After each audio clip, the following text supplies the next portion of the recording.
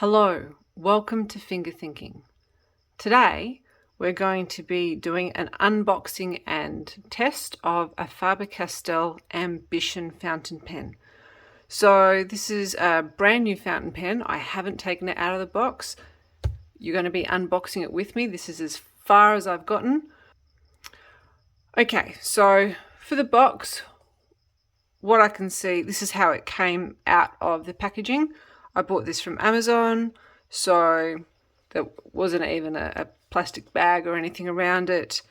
It's a little bit of a mark on it, but then I did buy it because it was on special, so I'm not too fussed. It's just got the packaging sticker on it, so it's an Ambition white sand fountain pen, medium nib. So we pull this out. Okay, so that's quite a nice box actually. So we've got the sleeve. We then have another sleeved box, a tray by the look of it, with a little leather that actually looks like it's real leather pull on it. So let's pull that out. Okay, so this is what we have. Now, this is a Faber Castell Ambition. It's an op art. So we'll pull this out of the plastic sleeve. And there's actually a tag on it by the looks of it. It says Ambition Op Art FH. Okay. So this is the pen straight out of the box, straight from the factory. It is the op art pattern. I believe that this is actually a resin barrel. So if we can see the pattern there, it's actually quite a nice pattern. It's quite different. So just with basic, look, it's described as chrome trim. I actually think this looks a little bit darker than chrome trim. It's almost like a gunmetal chrome, which is actually quite pretty if you ask me. It's a bit of a dark grey. All right, so if we have a look at the cap, so I did do a bit of reading about this pen online. It's a spring-loaded cap, so yes, okay, so it is. It's not one where we can actually push it, but the cap itself does. Okay, I don't know if we can catch this on the camera, but it looks like there are a few teeth just at the bottom of the clip here. Yeah, we have a bit of a laser engraved Faber Castell on the lid. The lid is a push on, push off. It's a pretty solid fit. And if we actually have a look at the lid, we can see that there is a plastic liner on the inside. So that's going to provide a pretty decent interference fit and seal without actually scratching the grip. So this pen clearly designed to be posted. If you are someone who writes with their pen posted, it does change the balance of the pen significantly. This is quite a light pen just on its own. If you post the cap, it becomes a very heavy pen actually, and so heavy that that's actually tipping. It changes the balance substantially. I don't like to post. It doesn't bother me, but if you do like to post, that imbalance of the weight, it's not well distributed, so that might bother you. Okay, so let's have a look at the nib. So the nib, this is an M nib. It's a pretty standard design for Faber Castell nibs. I'm not quite sure what size this would be, whether it would be a number 5. I couldn't see that on any of the information that Faber Castell had on their website. It doesn't seem to have a breather hole, so okay, a little unusual, but we'll see how that writes. You can see the M on it. It's got a dotted pattern, which is on a few of the Faber Castell pen nibs that I have, and it's got the little engraving down the bottom. Okay, so it's a very short grip section, and it's actually quite a pronounced step. So this is a little unusual. I'm used to grip sections being a lot longer, so we will see how that goes. And because depending on whether you hold it a little further up or a little further down, that grip could be right, that shoulder could be right in the way. Anyway, let's have a look. Okay, so what I have here is another Faber Castell. This is a grip 2010 is the number of this. I really like this. I'm not the biggest fan of medium nibs in general. I find that they just don't suit my writing. But this one writes so smoothly that I do use it for some things. This is very much a cheapie because it's a plastic body, but we're just comparing the nibs at the moment. So we can actually see that there is a breather hole in the grip 2010 versus no breather hole in the Ambition, which makes the Ambition actually look like a slicker, fancier pen, which it is. So if we have a look at the box, all right, so there's no ink cartridges hiding down there. Let's see what's in the barrel of the pen itself. And there we go. Right. I find this with all the German pens. They tend to be very good about putting in a empty capsule, though. And this is odd. So every time I've bought a Kaweco, it's just it's an empty cartridge for you to fill with a syringe. But I have had a couple where it's a blank. It's not a cartridge. It's just a spacer. So don't know what that's about, but so that's not a whole lot of help to anybody. But we do have just what looks like a standard international cartridge here. So, okay, so we're back. We have our trusty Rhodia paper here. Now let's have a look and see, let's put the ink in and let's see how long it takes for it to actually flow through.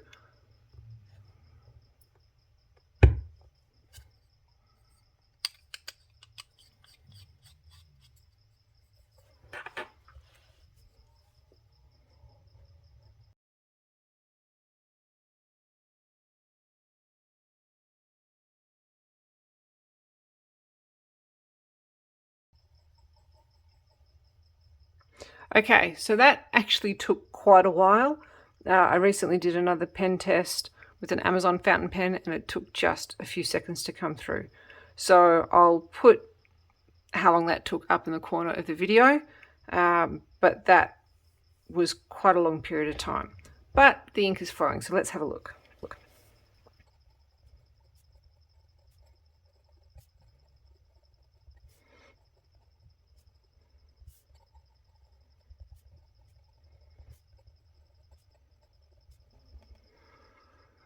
Okay, so first thoughts, that writes quite smoothly. It is actually a very different feel to this pen, which is not a surprise. It's a different price point. But I actually don't know if I like this one more. So as far as medium nib goes, that probably is a fair medium. I just find fountain pen nibs so inconsistent between brands, within brands, depending on the country that it's made. Anyway, this isn't too bad. Let's have another look.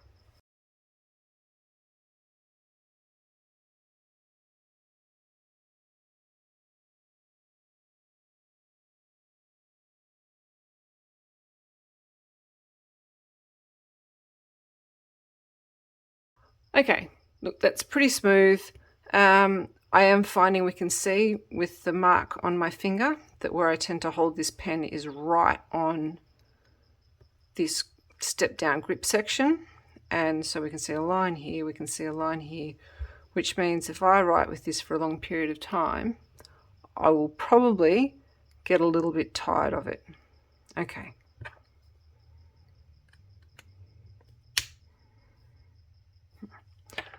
Let's try this on some different paper. Okay, some of you may have seen the video I did recently on Amazon Basics notepads.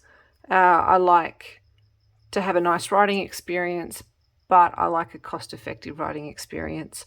So this little Amazon Basics narrow ruled notepad was a winner. I was a big fan. So let's try this pen with cheaper paper.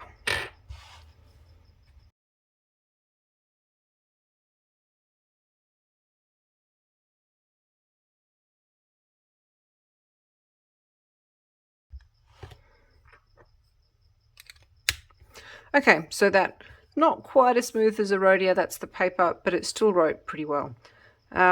Again, I had that section on right. The balance is funny, I'm not gonna lie.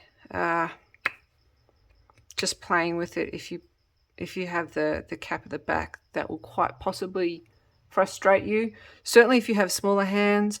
I have quite large hands, even for a female. Like, they're very large hands for a female, but I think they're quite comparable to a lot of male hands.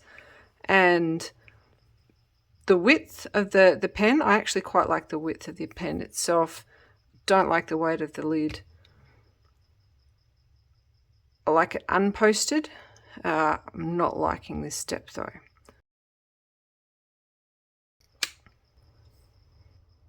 If we run through the stats on this pen, so this is a medium nib. I like a fine nib. I have a medium nib because it only appears to come in a medium nib. Now, the Ambition pens come in a range of barrel finishes. Most of them are resin, different colors and different patterns of the resin. There are some that come in a wood finish, like there's a pear wood finish, for example. The retail on this pen is about, I've seen it on a few different websites, it appears to be somewhere between 130 Australian dollars and 180 Australian dollars. Now, I bought this because it was on sale on Amazon for $56, and I love a bargain hunt, and I thought, hey, I'd try it. It looked a little bit different. There are converters available for this pen. I'm a little indifferent to converters. I just often refill ink cartridges, especially if I've got the longer ones. The finish does change the price. So if you go for a plain black resin finish, that is substantially cheaper than the pear wood. I also suspect that these are being discontinued because on most of the websites I found them on, they seem to be on sale or sold out. And I couldn't find them at all on some of the bigger websites, for example, Goulet pens. Okay, so look, I don't know if there's really much more to say about this. I do like the push. I'm a big fan of a push cap. Though, ooh, okay, if I inadvertently twist the barrel in the cap, it does actually undo it, so that's not great. Look, jury, I'm not going to say jury's out on this pen because I think the jury is in. Certainly not my favorite. Curiously, this cheaper, much cheaper plastic, I think this is really a student pen. So it's a Grip 2010. I really like writing with this. So if we do a quick comparative sample, for example,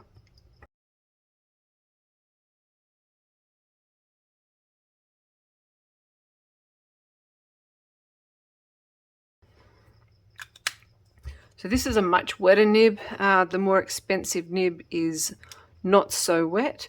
It will be interesting to try this pen with different inks because this pen would do great with a shaded ink because of the line itself. You can see a little bit of shading just in the Pelican ink that's already in it.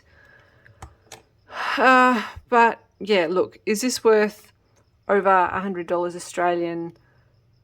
No, absolutely not. Is it worth 50? Because of the step down in the sections, probably not. And I'm actually wondering if that's one of the reasons that this has been discontinued, is just because people have gone, yeah, that's not fun to write with. So sometimes I do wonder with the design of these things, does no one use them before they actually send it to market? So this is actually quite a pretty section. I like the op art. I like the texture. I can see that if I'm doing a bit of thinking, I'd be twisting this in my fingers and just almost like a bit of a fidget spinner gadget. I like the texture. I'll go away and do some more writing with this, perhaps write a few pages off camera and see if I have a different opinion. But I suspect I'm going to say pass on this one. Okay, so some final thoughts on the Faber Castell Ambition Op Art Medium Nib pen. Look, I think it's a pretty pen. I actually do think it's a really good looking pen. I like the feel of the barrel up here, but I've done some more writing with it off camera. I've probably written another 2,000 words. And this step down to the grip, it's a deal breaker. It irritates me. It sits here, it sits up on my finger. I have tried holding it further up. That actually makes the pen a little bit short up here, and so the step up at this end starts scratching my hand here. As we saw earlier, sure, you can post it, but I don't like the balance of this pen posted. It's very, very back heavy. So I'm glad I didn't pay retail for it. It's probably not going to be in standard rotation. The nib itself is fine. Like, I haven't had any issues with skipping. The ink flows all right. The ink that came with it isn't the greatest, to be completely honest. I might try it again with a different ink, but I can try as many inks as I like, and this step isn't going to change. So if you are deciding whether to get this pen or another one, obviously I don't know what your alternative pen might be, but I would probably say give this a pass. I think this is being discontinued for a reason. Okay, well, thank you very much for spending some more time with us at Finger Thinking, and I look forward to seeing you in the next video.